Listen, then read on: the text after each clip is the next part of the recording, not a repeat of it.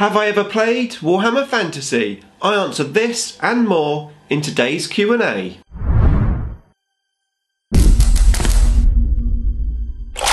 Nick speaking, and welcome to this video. Right, today I'm going to be answering your questions in my Q&A. Before that though, if you would like to keep up to date with the wonders of Warhammer 40k, then please give me a sub and hit the bell button so you don't miss an upload. Okay, so I've got some great questions to answer in this video. I'm really looking forward to answering them. If you have a question that you would like to ask me, then pop your question in the comments box below and I will answer them on the next Q&A. Now before we get to your questions, I have a question for you.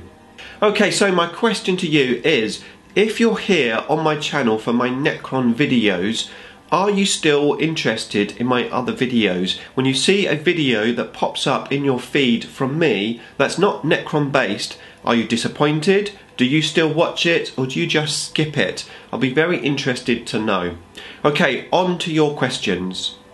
Okay, so the first question is from DaSwolfy. He says, if Szarekh, last of the Silent Kings, was ever given a model, what would you like his rules to be? Or what do you think he should look like? Great question, a Necron question to start out, why not? So, the Silent King. Now we don't know too much about the Silent King, but in terms of the actual model, some sort of ghost Necron, maybe with a Sengrius death mask that he's wearing, that would be pretty cool. Now if they did actually bring the model back in terms of the rules, not really sure what they would do with him, to be honest. It would be great if he was this uber character, but the chances are he'll probably be something similar to old One Eye in the Tyranid Codex. A sort of a beefed up Khan effect, but doesn't have all of the rules, so he doesn't have synapse, for example. The Silent King probably would be something like that. Maybe a Stormlord, but more sort of close combat orientated or something. So yeah, a very interesting question. And in actual fact, he's asked me some more questions. So his next question was, what's the size of your wargaming community and how often do you get to play? Well, in terms of 40k, my community consists of one person, my buddy, with his Blood Angels and his Orcs. We tend to play once a week on a Friday. We don't always play 40k. Sometimes we'll play Attack Wing, Man of War, or indeed Blood Bowl. If we do play those other games, we've got a slightly bigger community, a few other friends. But in terms of 40k, yeah, just him, apart from other YouTubers which I occasionally play, like Aceface and also Richard, who lives fairly close to me. So yeah, that's pretty much it for that. Then he says, did you ever play Warhammer Fantasy or have you always been 40k exclusive? I've never played Warhammer Fantasy. I have played a game of Age of Sigmar. I know it's not the same, but yeah, one game where I played demons. I was playing Demon Khorne, and that was against Aceface actually, and he played his Skaven. It's a fun game. We played it to get used to 8th edition. It was just when 8th edition was going to be launched, and they said, why not play some Age of Sigmar because it's quite similar, to give me an idea. Yeah, I enjoyed it. I think Age of Sigmar has some fantastic models. I don't plan to get into Age of Sigmar at any point, but you never know the future. Okay, and his last question is, and do you think Necrons will make a competitive showing when our Codex is released? Okay, well of course the Codex is out. A competitive showing. To be fair, I think any army at any point can make a competitive showing with the right person behind it. Someone who knows the army inside out, knows all the units, is able to make a decent list and be a great commander on the table. Not only with their army, but with the missions themselves. How to play the missions is just as important as how to play your army. So I think they'll always be competitive regardless of the Codex. I think any person can make any army competitive regardless of the rules. Okay, so William Kirby, he says, have you seen the Star Trek cartoon on Netflix? Thanks for the question. I haven't seen the cartoon on Netflix, but I do own the cartoons on DVD in like a box set, and I have watched them several times. My favourite has to be, I can't remember the name of it now, but it's the one when Spock goes back and he's in his childhood with that creature. What the hell's that called? The yeah, like a big mammoth thing. Yeah, that's my favourite episode, and I have watched them. Okay, so the next question is from Drunken Deer, and he says, what is a cool place you visited that you would suggest to anyone to see as their bucket list, i.e. Stonehenge, Eiffel Tower, Pyramids of Egypt, etc. Okay, so I am not a travelling man. However, one of the coolest things that I have seen, which I really enjoyed, and that was the Eiffel Tower. That was an amazing thing to see. It looks absolutely fantastic, and I enjoyed going up it as well. We went right to the top. It's pretty amazing. So I did enjoy the Eiffel Tower, so I'm going to recommend that to anyone. It's a pretty romantic place as well. Okay, so the next question is from Transplants, and he says, how much should the Triarch Praetorians cost to be considered competitive? Okay, so, well, like I said, they are competitive, really. I think anyone can make their army competitive if they want to. However, they are, what, 32 points? They probably would be better at maybe 25 points. Maybe people would use them more. Maybe they would be better if they had a dynasty code rather than just Necrons. People might use them a bit more, but I personally don't use them that much, and the reason for that is I don't actually have the models. So they're a bit difficult for me to use. Sometimes I'll proxy pariahs as them, but I don't actually own those particular models. Well, I do, but I own 5 of them, which isn't really enough to field them. So I don't tend to field them myself, but that's not because I don't think they're competitive. It's a funny word, isn't it? Competitive. What's competitive? But yeah, maybe 25 points to answer your question. Okay, so next question is from 6+ Stevo. How much preparation do you do for your videos? Do you prepare notes or a script, or do you just have an idea and then roll with it? That's a great question, Stevo. Thank you. Obviously, you're fairly new to YouTube. So hopefully my answer here is going to be useful to you. So it does depend on the video, to be fair. There are some videos, especially the videos that I'm incredibly passionate about. I can literally just turn the camera on and just talk, just waffle. However, I do think about the video beforehand, the structure of the video, how I'm going to tell the story, because making videos is all about telling a story. Now, other videos I will absolutely plan down to the T. Not necessarily a script, but bullet points. And I will do them in sections. So I'll do a section, and then I'll stop, obviously have a look at my next bullet point, and then carry on with the video with the next bullet point, just to make sure that I get everything that I want to say in the video. So again, it does depend on the type of video, really. But I don't tend to have a script. Preparation, I do generally do a little bit of preparation before, even if that's just thinking about the video.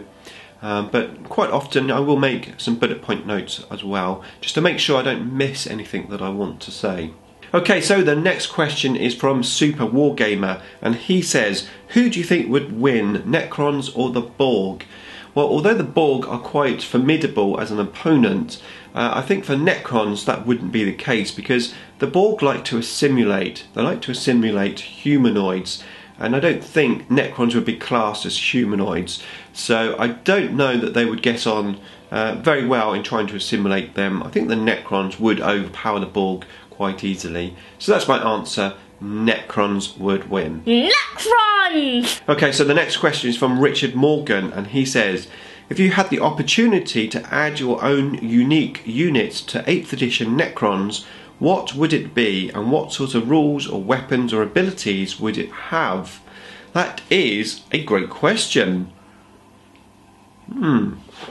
So I'm going to stick with my traditional answer, which is I'd like to see a big Catan model, not a Catan shards, but a real Catan come back, probably the Void Dragon coming back from Mars, a real Catan, a new big Magnus-sized model with some super cool rules. I think Necrons would benefit from that. Something big and nasty. Okay, next is from Crew Orange Angelis. Mike. What does your to be built and painted pile look like? Great question, Mike. It's been about 4 years since I made a video on everything that I've got to be painted and built. The pile has gone down quite a lot, and I haven't actually purchased a great deal either, to be fair. So now, in terms of my chaos, I've got that massive box of chaos stuff, which obviously I've been working through that, building my noise marines. However, I'm not using as much of that as I thought I would because of the fact that I chose Szarekh rather than a different faction. If I'd chosen Black Legion, for example, I probably would have used more of those models. So I've still got a bunch of those. Now, of course, I haven't finished building the Emperor's Children army, so I am going to be using more from that box. In terms of Necrons, I have one unbuilt and unpainted Ghost Ark. The Space Wolves are fully built apart from the Terminators, the Forge World ones that I won from you, Mike. So I've still got those to add, and although I haven't purchased them, at some point I want to add Thunderwolf Cavalry to that army. Dark Eldar are finished. Then we have Tyranids. Do want to add a few more models to Tyranids, but I don't have any ready to go, so they're all complete. And then we've got Eldar. I've got a big box of Eldar stuff that I was given, which is still to be done, so there's loads of stuff in there. There's a lot of Wraith Guards in there, War Walkers, Wraith Knights, quite a few bits and pieces. So I've got quite a bit of Eldar to be working on. So yeah, my pile of unbuilt and unpainted isn't actually that bad. Okay, so thanks for the question, Mike. Next question is from Basic Miniature Painting, and he says, when do you get your painting or converting done? Is it day to day? So yeah, it is day to day, literally. So when I've got hobby time, I will either make a video, or I'll do an army list, or I'll do painting, or I'll do building, whatever takes my fancy really, but it is just day to day. Obviously having targets, especially for YouTube videos, does inspire you to get a certain project done a little bit more than maybe others. Like at the moment, I'm trying to get my bridge complete for the end of the terrain square competition, so that's top priority for me. But yeah, it's day to day basically. Okay, thanks for the question. Next one is from Old Average Brit Gaming, and he says, who would you most love to play a game of 40k against? Personally, given what we know, I would love to play a game with Robin Williams. That's a great question. He's got another question, but I'll answer this one first. I would love to play Wargamer Fritz 40k, because he was my inspiration here on YouTube, and what better to play than your inspiration. So yeah, I'd love to play Wargamer Fritz. That would be pretty cool. Okay, his next question is, with any budget or lottery win, wishful thinking, what tech gadget would you most love to be able to add to your YouTube content creation setup? Okay, so that is a great question. Now, what I would love to have is a dedicated room for recording my videos, something with soundproofing. That would be awesome. I would like to have a setup with a microphone which is sort of above me, just outside of the camera, and a better lighting system, because I tried my microphone on a mock-up sort of boom arm, and the problem that I've got is where my lighting is, it casts a big shadow on the back wall, so I wasn't able to do that. My current lights are battery operated. I'd like to get some mains operated lights. I'd like a much higher quality tripod than the one I have. The tripod works, but I would like a more solid tripod, that is for sure. I'd also like, ideally, a second camera, or possibly even a third camera. I'd love to have a second camera just to the side of this one, so when I'm recording I can talk to this camera and then occasionally switch to this one, and then obviously make the editing a little bit nicer. Giving different camera angles is always good. I'm thinking I would also like to be standing up when I do the videos rather than sitting down. So I think I can change up the video a little bit more in the editing. When I'm just sort of fixed in this chair, I feel like I haven't got much freedom, but I haven't really got the space or the room to do the standing up in the video. What else? I think those are the main things that I would like to have. So yeah, great question. And as you can see, I've still got lots of aspirations for the future for the channel, even though my current setup, looking at the microphone as always, is pretty decent. Okay, great question. Thank you, Nick from Old Average Brit Gaming. You'll notice I'm using paper again rather than the laptop, and the reason for that is it's just easier to see, as long as the paper doesn't stick together. Okay, next question is from Peter Barrett, and he says, what current unit in one race do you think would work in another race, i.e. NIDS, spore mines as Tau suicide drones? That is an interesting question. I sort of wish I'd read this question beforehand because nothing comes to mind. That's a hard one, that. Maybe Ripper Swarms in Necrons. So there could be sort of like little Necron pets. I know we've got the Scarab Swarms. The Scarab Swarms could be your like anti-tank pets, and the Ripper Swarms could be your anti-infantry pets. So I am going to say Ripper Swarms just because I can't think of anything else. Okay, so the next question is from Braden Hickman, and he says, Primaris Revivers or Space Marine Scouts? Okay, Primaris, because they're newer, so I assume they're better. I don't actually know what Primaris Revivers are, or what they do on the table, but if they're Primaris, they're new GW toys, they've got to be better surely, so I'm going to go with them. Next one is from Frost and Fists from Mythos, and he says, you built many pieces of incredible terrain, stewarding the annual terrain square competition and participating in armies on parade. What is your favourite terrain piece you've ever made? That is a very good question, Mythos, thank you. My favourite terrain piece, I've got quite a few that I like. I have some fond memories of my first piece of terrain, which was my Necron Abyss, and I made that in a week. I remember we played the game 1 week, and then the next week it was ready. My buddies came round and they said, wow, you did that fast, you know, that was quick, that's awesome. So I always remember my first piece of terrain. However, I suppose my big Necron tomb is one of my favourites. I copied that out of the old Necron Codex, and I really, really like it. The bridge is pretty exciting, I have to say, but that's not finished yet, so I can't necessarily say that's my favourite piece. But I am going to say my big Necron tomb. Once that's on the table, it just looks like you're on a Necron tomb world. So that's going to be my answer. Thank you, Mythos, for the question. The next question is from DMC Draws, and he says, have you played Star Trek Attack Wing? And if so, what do you think of it? So I have played it and I really enjoy it. I think it's a nice fun game.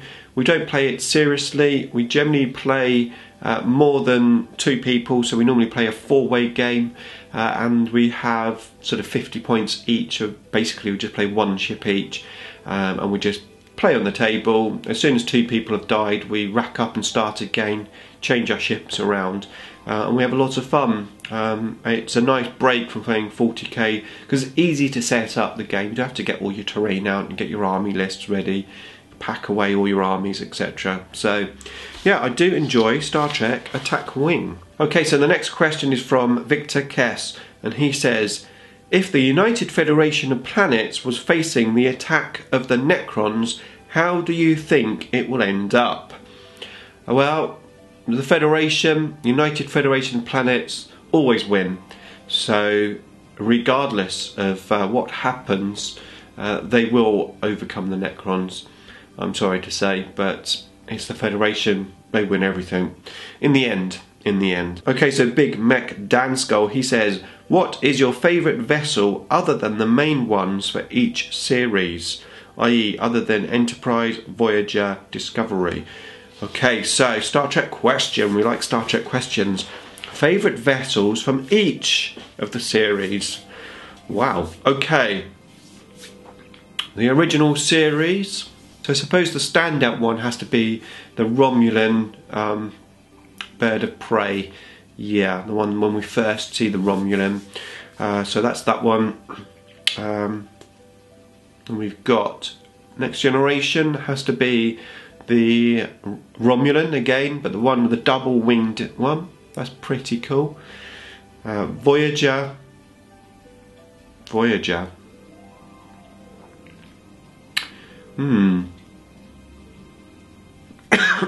Excuse me. Can I even remember?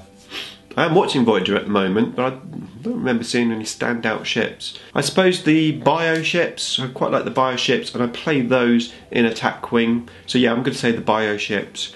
And then we've got Deep Space Nine. The Jem'Hadar ships are pretty awesome. Then we've got Enterprise, which I think I'm going to say the Vulcan ships, just because we get to see them a lot in Enterprise. We've not really seen them much before. So the Vulcan ships. And then lastly there's Discovery, which I'm just going to say Klingon ships, just because obviously that's been about Klingons more than anything.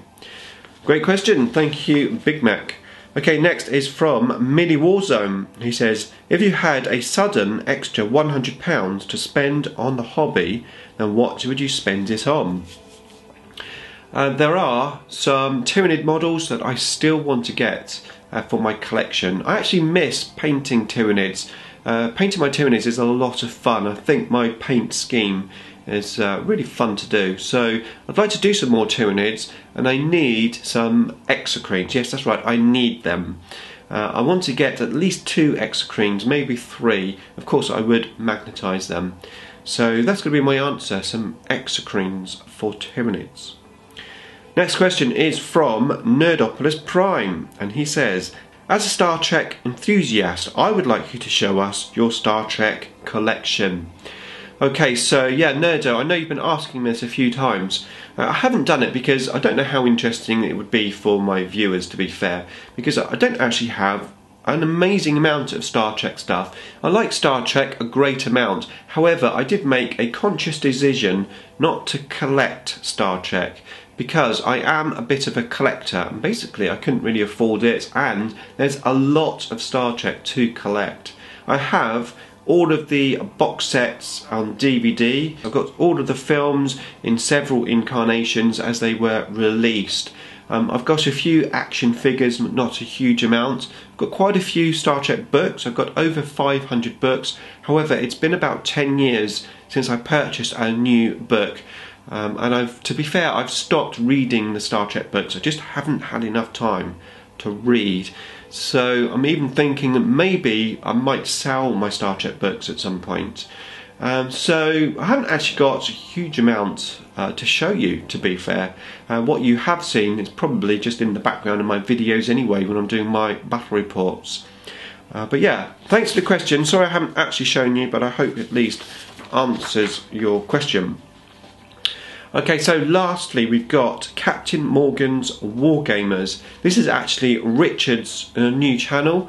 He's just opened up his new channel. He's going to be uploading videos soon, so check it out. There is a link to everyone's channel in the description below. He says, I have a couple of questions for you. Would you field 3 different detachments to gain use of 3 different codes? This is a good question. The answer is yes, I would. And the reason for that is what 8th edition is about. 8th edition seems to be about synergy of units and rules. And I think to get the best from a codex, you might have to take 2 or 3 factions. To be fair, I think taking 3 factions for Necrons could be quite difficult, because although we've had a points decrease, we're still not exactly cheap.